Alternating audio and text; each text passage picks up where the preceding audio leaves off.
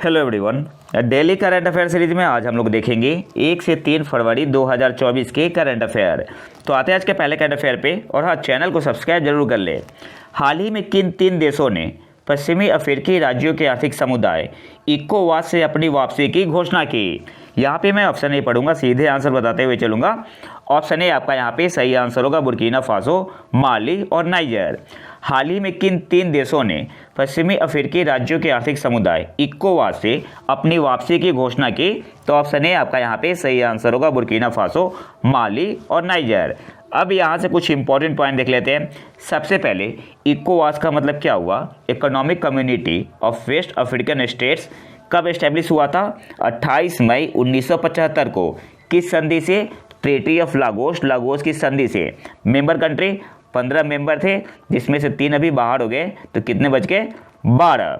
अगले क्वेश्चन पे आते हैं। बिजली 2024 रिपोर्ट में नवीनतम अंतर्राष्ट्रीय ऊर्जा एजेंसी के अनुमानों के अनुसार भारत की बिजली की मांग चीन से आगे निकल जाएगी और किस वर्ष तक दुनिया की सबसे तेज विकास दर होगी? सही आंसर क्या होगा? ऑप्शन डी आपका यहाँ पे सही आंसर हो जाएगा, 2026 तक। बिजली 2024 रिपोर्ट में नवीनतम अंतर्राष्ट्रीय ऊर्जा एजेंसी के अनुमानों के अनुसार भारत की बिजली की मांग चीन से आगे निकल जाएगी और किस वर्ष तक दुनिया की सबसे तेज विकास दर होगी? तो ऑप्शन डी आपका यहाँ पे सही आंसर हो जाएगा, 2026 तक। अगले क्वेश्चन पे आते हैं। केन्या ने अपने पहले कोल्टन भंडार की खोज की पुष्टि की है, जो विभिन्न इलेक्ट्रॉनिक उपकरणों के उत्पादन के लिए एक मूल्यवान खनिज है। तो कोल्टन क्या है? एक वैल्यूएबल मिनरल है। यह किस तत्व से बना है? यहाँ पे ये गलत है। क्वेश्चन ऐसा होना चाहिए था कि कौन सा एलिमेंट मुख्य रूप से कोल्टन से एक्सट्रैक्ट किया जाता है, मतलब निकाला जाता है। कोल्टन से एक्सट्रैक्ट किया जाता है। क्वेश्चन ऐसा होना चाहिए था। केन्या ने अपने पहले कोल्टन भंडार की खोज की पुष्टि की है, जो विभिन्न इलेक्ट्रॉनिक उपकरणों के उत्पादन के लिए एक मूल्यवान खनिज है। कौन सा एलिमेंट मुख्य रूप से कोल्टन से एक्सट्रैक्ट किया जाता है? तो ऑप्शन सी आपका यहाँ पे सही आंसर हो जाएगा, both A and B, niobium और टेंटलम। तो ऑप्शन सी आपका यहाँ पे सही आंसर होगा। अब यहाँ से कुछ इंपॉर्टेंट पॉइंट देख लेते हैं। जो कोल्टन है, ये शॉर्ट फॉर्म है किसका? कोलम्बाइट और टेंटलाइट का। कोल्टन शॉर्ट फॉर कोलम्बाइट और टेंटलाइट। कोलम्बाइट का फॉर्मूला क्या होता है? Nb2O6 और टेंटलाइट का फॉर्मूला क्या होता है? Ta2O6। तो एग्जाम में पूछ सकता है, क्योंकि करंट अफेयर में बना हुआ है। और इसका यूज कहाँ पे होता है? For modern manufacturing of electronics industry. Mainly इसका यूज होता है इलेक्ट्रॉनिक इंडस्ट्री में। अगले क्वेश्चन पे आते हैं। उत्तराखंड की पहली महिला मुख्य सचिव के रूप में किसे नियुक्त किया गया है? तो ऑप्शन बी आपका यहाँ पे सही आंसर होगा, राधा रतूड़ी। उत्तराखंड की पहली महिला मुख्य सचिव के रूप में किसे नियुक्त किया गया है? ऑप्शन बी आपका यहाँ पे सही आंसर होगा, राधा रतूड़ी। अगले क्वेश्चन पे आते हैं। किस राज्य की सरकार ने Ungalai Thedi Ungal Ooril come look for you in your village outreach कार्यक्रम के लिए दिशा निर्देश पेश किए हैं? तो ऑप्शन ए आपका यहाँ पे सही आंसर होगा, तमिलनाडु ने। किस राज्य की सरकार ने Ungalai Thedi Ungal Ooril come look for you in your village outreach कार्यक्रम के लिए दिशा निर्देश पेश किए हैं? तो तमिलनाडु ने। ऑप्शन ए आपका यहाँ पे सही आंसर होगा। अगले क्वेश्चन पे आते हैं। हाल ही में एक समंदर मेरे अंदर पुस्तक प्रकाशित हुई, यह किसके द्वारा लिखी गई है? तो ऑप्शन डी आपका यहाँ पे सही आंसर हो जाएगा, संजीव जोशी। कौन है? ब्रह्मोस एरोस्पेस डिप्यूटी CEO है। नाम क्या है? संजीव जोशी। और इसे लॉन्च किसने किया था? अजीत डोवाल जी ने और अनिल चौहान जी ने। अगले क्वेश्चन पे आते हैं। अच्छा, एक और पॉइंट आपको यहाँ से याद रखना है। ये जो बुक है, पुस्तक है एक समंदर मेरे अंदर, यह कलेक्शन है 75 पोएम का। FIH हॉकी 5S महिला विश्व कप का खिताब किसने जीता? तो ऑप्शन बी आपका यहाँ पे सही आंसर होगा, नीदरलैंड। और नीदरलैंड ने हराया किसे? नीदरलैंड ने हराया था भारत को 7-2 से। FIH हॉकी 5S महिला विश्व कप का खिताब किसने जीता? तो ऑप्शन बी आपका यहाँ पे सही आंसर हो जाएगा, नीदरलैंड। अच्छा, हुआ कहाँ पे था? मस्कट में। तो ये पॉइंट आपको याद रखना है, इंपॉर्टेंट है। अगले क्वेश्चन पे आते हैं। ISSF विश्व कप 2024 में पुरुषों की 10 मीटर एयर राइफल शूटिंग स्पर्धा किसने जीती? तो ऑप्शन ए आपका यहाँ पे सही आंसर होगा, दिव्यांग सिंह पनवार। ISSF विश्व कप 2024 में पुरुषों की 10 मीटर एयर राइफल शूटिंग स्पर्धा किसने जीती? तो ऑप्शन ए आपका यहाँ पे सही आंसर होगा दिव्यांग सिंह पनवार ने। और ये कहाँ पे हुआ था? कायरो इजिप्ट में। तो ये भी आपको याद रखना इंपॉर्टेंट है। और दिव्यांग Singh Panwar shot a world record 253.7। तो इस डाटा को याद रखना है। अब डाटा से भी एग्जाम में क्वेश्चन पूछ सकता है, तो डाटा इंपॉर्टेंट है, आपको याद रखना है। अगले क्वेश्चन पे आते हैं। Snow leopard population assessment in India report के अनुसार किस राज्य या केंद्र शासित प्रदेश में स्नो लेपर्ड की संख्या सबसे अधिक है? तो सही आंसर क्या होगा? ऑप्शन सी आपका यहाँ पे सही आंसर हो जाएगा, Ladakh. Snow leopard population assessment in India report के अनुसार किस राज्य या केंद्र शासित प्रदेश में स्नो लेपर्ड की संख्या सबसे अधिक है? तो लद्दाख में। ऑप्शन सी आपका यहाँ पे सही आंसर होगा। कितना है? 477। लद्दाख के बाद उत्तराखंड 124, इसके बाद हिमाचल प्रदेश 51, अरुणाचल प्रदेश 36, सिक्किम 21 और जम्मू और कश्मीर 9। और इस रिपोर्ट को रिलीज किसने किया? श्री भूपेंद्र यादव जी ने। तो ये भी आपको याद रखना है। अगले क्वेश्चन पे आते हैं। मुख्यमंत्री योगी आदित्यनाथ के नेतृत्व वाली उत्तर प्रदेश सरकार ने राज्य से फाइलेरिया उन्मूलन के लिए एक मिशन शुरू किया है। क्वेश्चन क्या आपसे पूछ रहा है कि भारत किस वर्ष तक लिम्फेटिक फाइलेरियासिस को खत्म करने के लिए प्रतिबद्ध है? तो 2000 कब तक करना है? 2027 तक। भारत किस वर्ष तक लिम्फेटिक फाइलेरियासिस को खत्म करने के लिए प्रतिबद्ध है? तो 2027 तक। ऑप्शन बी आपका यहाँ पे सही आंसर होगा। इसके अलावा आपको याद रखना है, जो उत्तर प्रदेश सरकार ने राज्य से फाइलेरिया उन्मूलन के लिए मिशन शुरू किया है, कब से कब तक चलेगा? 5 फरवरी से 15 फरवरी और 17 जिलों में। तो ये 2 पॉइंट आपको याद रखना है। अगले क्वेश्चन पे आते हैं। हाल ही में एनटीपीसी ग्रीन एनर्जी लिमिटेड ने ग्रीन हाइड्रोजन के लिए किस राज्य सरकार के साथ एक समझौते पर हस्ताक्षर किए हैं? तो ऑप्शन है आपका यहाँ पे सही आंसर हो जाएगा, महाराष्ट्र।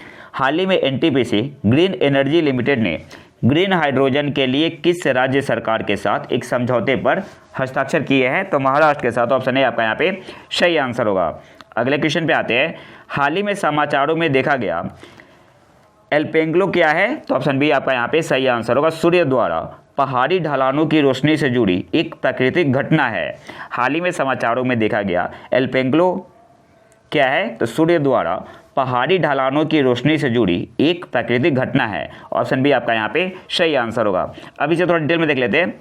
एल्पेंग्लो एक ऑप्टिकल फेनोमेनन है, ऑप्टिकल घटना है जो सूर्य के विपरीत क्षितिज के पास एक क्षैतिज लाल चमक हॉरिजॉन्टल रेडिस ग्लो के रूप में दिखाई देती है।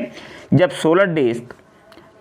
सोलर डिस्क क्षितिज के ठीक नीचे होती है। एक बार जब सूरज डूबता है या उगता है तो वातावरण एटमॉस्फेयर अप्रत्यक्ष सूर्य के प्रकाश को परावर्तित या विवर्तित करता है, जिसे अल्पेंग्लो के रूप में जाना जाता है। अच्छा, न्यूज में क्यों है? तो एक नासा की अंतरिक्ष यात्री है लोरल ओहारा, ये नाम इंपॉर्टेंट है। इन्होंने हिंदू कुश पर्वत श्रृंखला के करीब होने वाली अल्पेंग्लो घटना की कुछ अद्भुत तस्वीरें साझा की है ट्विटर पे। आप यहाँ पे पिक्चर में देख सकते हैं। क्या है? एल्पेंग्लो है, इसे एल्पेंग्लो बोला जाता है। अगले क्वेश्चन पे आते हैं। फिल्म फेयर पुरस्कार 2024 में किस फिल्म ने सर्वश्रेष्ठ लोकप्रिय फिल्म का पुरस्कार जीता?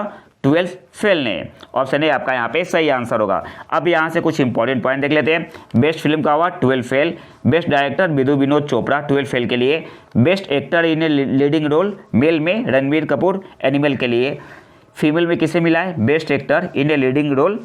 तो आलिया भट्ट को मिला है रॉकी और रानी की प्रेम कहानी के लिए। बेस्ट फिल्म क्रिटिक्स जोड़म। बेस्ट एक्टर विक्रांत मैसे जो 12 फिल्म में हीरो थे। बेस्ट एक्ट्रेस रानी मुखर्जी और Shefali Shah. Best actor in supporting role Vicky Kaushal. और best actor in supporting role female में शबाना आजमी को मिला है। अगले क्वेश्चन पे आते हैं। केंद्र सरकार ने लखपति दीदी योजना का लक्ष्य कितना बढ़ाया है? तो ऑप्शन डी आपका यहाँ पे सही आंसर होगा 3 करोड़। पहले कितना था? 2 करोड़। इसके अलावा 16 इंपॉर्टेंट पॉइंट है जिसको मैंने यहाँ पे मेंशन किया है, नीचे डिटेल में गिवन है, तो मैं ज़्यादा डिटेल में नहीं बताऊँगा। जो अभी हाल ही में अंतरिम बजट आया हुआ है 2024, तो 16 इंपॉर्टेंट पॉइंट है जहाँ से यूपीएससी या स्टेट पीसीएस में क्वेश्चन पूछ सकता है। तो जो इंपॉर्टेंट पॉइंट है वो मैं बता दूंगा। तो सबसे पहले तो आप जान लो कि अभी करंट में चीफ इकोनॉमिक एडवाइज़र कौन है? चीफ इकोनॉमिक एडवाइजर कौन है? उनका नाम है V Anantha Nageswaran. Chief economic adviser कौन है? नागेश्वरन, वी अनंत नागेश्वरन। अब कुछ इंपॉर्टेंट पॉइंट देख लेते हैं, ज़्यादा डीप में नहीं जाएंगे, पीडीएफ में टेलीग्राम चैनल पे डाल दूंगा, आप वहाँ पे डिटेल में देख सकते हैं। तो 16 इंपॉर्टेंट जो पॉइंट है, पहला आपका हाउसिंग। हाउसिंग में क्या इंपॉर्टेंट है? Rooftop solarisation. इसमें 1 करोड़ परिवार हर महीने 300 यूनिट तक मुफ्त बिजली प्राप्त करने में सक्षम होंगे। इसके अलावा पीएम आवास योजना ग्रामीण परिवारों की संख्या में वृद्धि से उत्पन्न होने वाली आवश्यकता को पूरा करने के लिए अगले 5 वर्षों में 2 करोड़ और घर बनाए जाएंगे। दूसरा आपका हेल्थ। तो हेल्थ से आपको क्या याद रखना है? सर्वाइकल कैंसर की रोकथाम के लिए 9 से 14 वर्ष की लड़कियों के लिए टीकाकरण। दूसरा जो इम्पोर्टेंट पॉइंट है, सभी आशा कार्यकर्ताओं, आंगनवाड़ी कार्यकर्ताओं और सहायिका को आयुष्मान भारत योजना के तहत स्वास्थ्य देखभाल कवर का विस्तार होगा।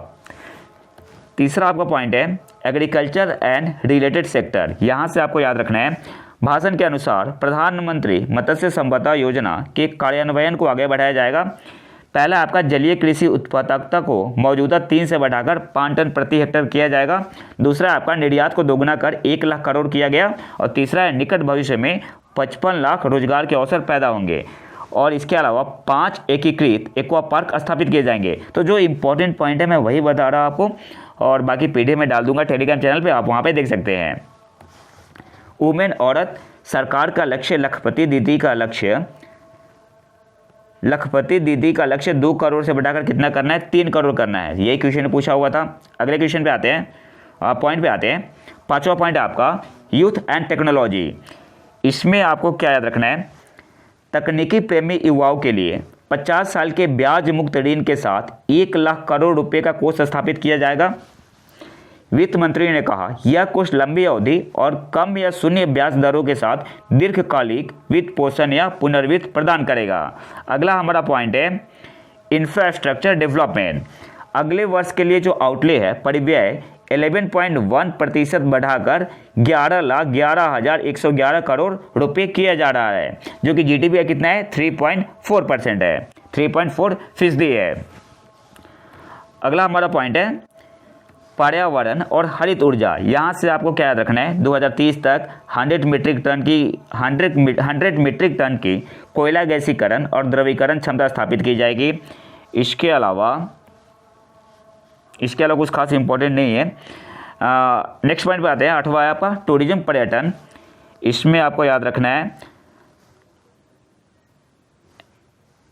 वैसे कुछ खास नहीं है इसमें, आप लोग पीडीएफ से देख सकते हैं। हाँ, एफडीआई पे आते हैं। 2014 से 23 के दौरान एफडीआई इनफ्लो 596 बिलियन अमेरिकी डॉलर था, जो एक स्वर्ण युग का प्रतीक था। और 2005-14 के दौरान हुई आमद से दोगुना है। तो 2014 से 2023 तक एफडीआई इनफ्लो कितना हुआ है?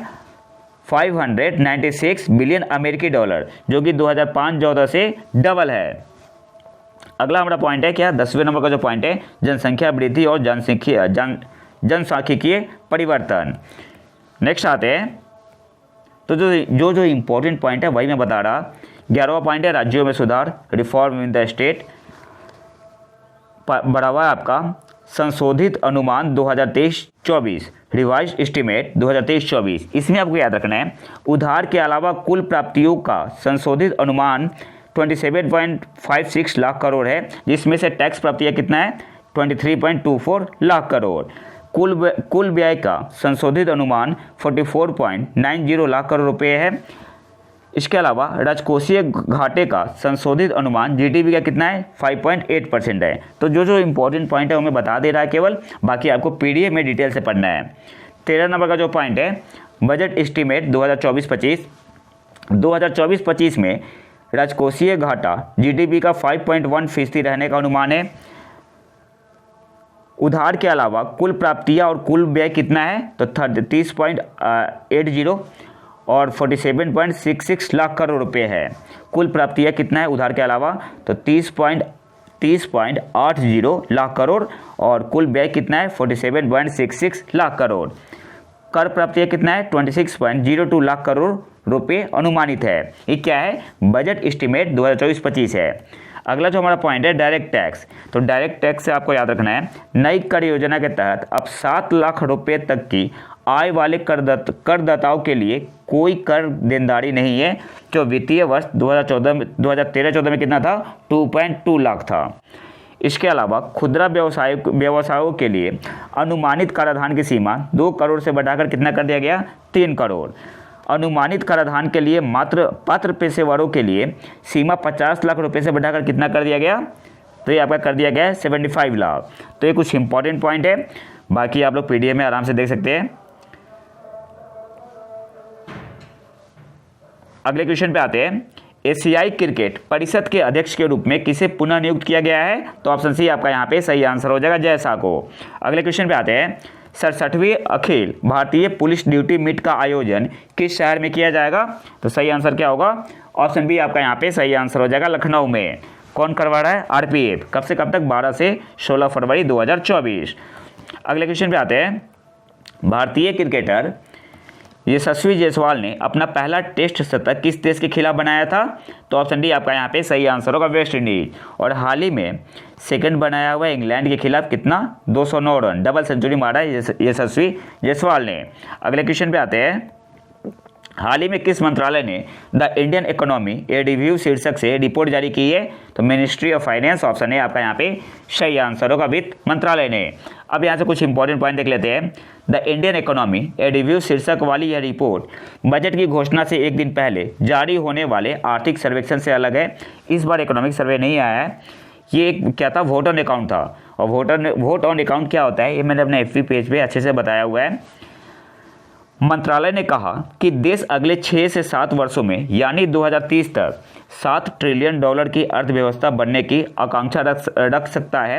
मंत्रालय ने कहा कि वित्त वर्ष 2024 में भारतीय अर्थव्यवस्था 7% या उससे अधिक बढ़ने की संभावना है। अगले क्वेश्चन पे आते हैं, उत्तराखंड समान नागरिकता संहिता यूनिफॉर्म सिविल कोड समिति के अध्यक्ष कौन है, तो ऑप्शन है आपका यहाँ पे सही आंसर होगा, रंजना प्रकाश देसाई। सही आंसर क्या हो जाएगा, रंजना प्रकाश देसाई। उत्तराखंड कैबिनेट ने बिल अप्रूव कर दिया है यूनिफॉर्म सिविल कोड। अगर ये पास हो जा रहा है तो उत्तराखंड पहला राज्य बन जाएगा यूनिफॉर्म सिविल कोड लागू करने वाला। अगले क्वेश्चन पे आते हैं, जो कि आज का आखिरी करंट अफेयर है। हाल ही में खबरों में आई विजय राघवन समिति का गठन किस मंत्रालय द्वारा किया गया था, तो मिनिस्ट्री ऑफ डिफेंस के द्वारा, रक्षा मंत्रालय के द्वारा। अच्छा, क्यों किया गया था, तो DRDO के कामकाज की समीक्षा के लिए। याद रखना है, विजय राघवन समिति का गठन क्यों किया गया था, DRDO के कामकाज की समीक्षा के लिए। तो ये तो था हमारा आज का लेक्चर। अगर आपको इसका PDF चाहिए तो आप हमारे टेलीग्राम चैनल प्रतीक यागी को ज्वाइन कर सकते हैं। और अगर वीडियो पसंद आए तो लाइक करें और चैनल को सब्सक्राइब जरूर कर लें। मिलते हैं नए वीडियो में नए टॉपिक के साथ, तब तक के लिए नमस्कार, जय हिंद।